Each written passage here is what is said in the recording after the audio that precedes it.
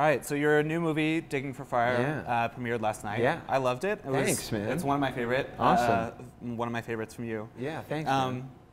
It has your biggest cast ever. Yeah, definitely. I actually had to write it down because of all the names that are in the movie. So in addition to having Anna Kendrick and Jake Johnson returning, they were in Drinking Buddies, and Melanie Lynskey, who was in Happy Christmas. Yeah. You have Rosemarie Dewitt, Sam Rockwell, Orlando Bloom, Judith Light, Mike Birbiglia, Sam Elliott, Jenny Slate, Ron Livingston, Brie Larson.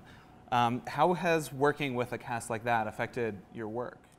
I don't know that it did. I mean, I think what happens on independent films is that you're typically not shooting in Los Angeles, which means you have to fly people to wherever you are. So you can't really ask Jenny Slate to come and be in a scene because you can't afford to fly her, to like Atlanta or something like that to do a day of work. But shooting in LA was really great because everyone was around and amenable. So it was sort of like just having real serious talent available to kind of fill out every interesting conversation and every small moment of the movie. So, I mean, it was just a total treat for me, like a dream experience of being like, oh man, who'd be really perfectly hilarious here, and then actually being able to call that person and, sort of ask if they wanted to come and play. How last minute were some of those calls? Because you do a lot of improvisation for your movies. Well, I like to cast early actually. Okay. So all of the main roles were filled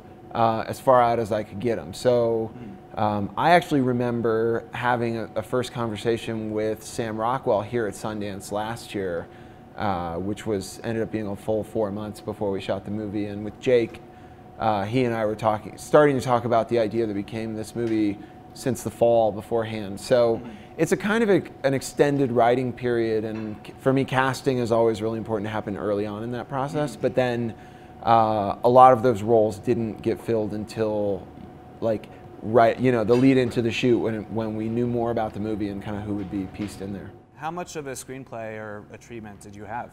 About as much as I ever have. I tend to be writing more and more these days, and it's just become a more natural part of the process. Early on I didn't want to write anything, but I also was working with friends in Chicago, and there was like not unlimited access to those people, but they were in my social circle anyway, and so we would shoot those movies over 6 or 8 months, and it would be a very casual kind of get together whenever we could kind of thing. And as the production period's gotten quicker and as scheduling has gotten more difficult to work with these kinds of actors, it's sort of forced me to write a little bit more and have a clearer sense of what exactly the story is. Do you have like a rough number of pages that you had? I think on this one it was probably around 20 pages that we were working from, similar to Happy Christmas. Right.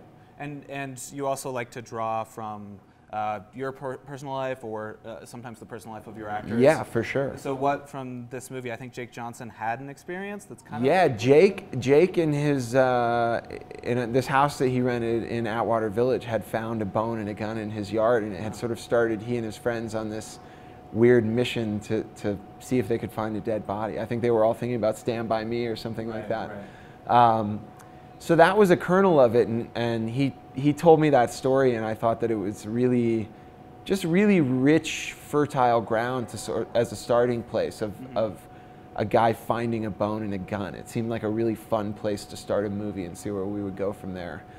And I'm bringing, always with my work, I'm trying to bring a pretty accurate representation of where I'm at and where my friends are at. And since I had a kid, that's been a big change in my life. And, my friend group in Chicago are all starting to have kids and go through those changes. And, there's a lot, it sort of forces you to be less selfish, and it sort of pushes you into a realm of being a caretaker for another person. But as beautiful and amazing as that always is, the selfish part never fully went away. There's still a part of my personality that misses being able to just go see a movie at the last minute, or call a friend and hang out whenever I want and sleep in on the weekend. All the little things that I didn't really realize were luxuries until they went away all of a sudden. And So that, you know, these kinds of things I'm always attempting to integrate. What I like and the films that I want to do and the projects that I want to do.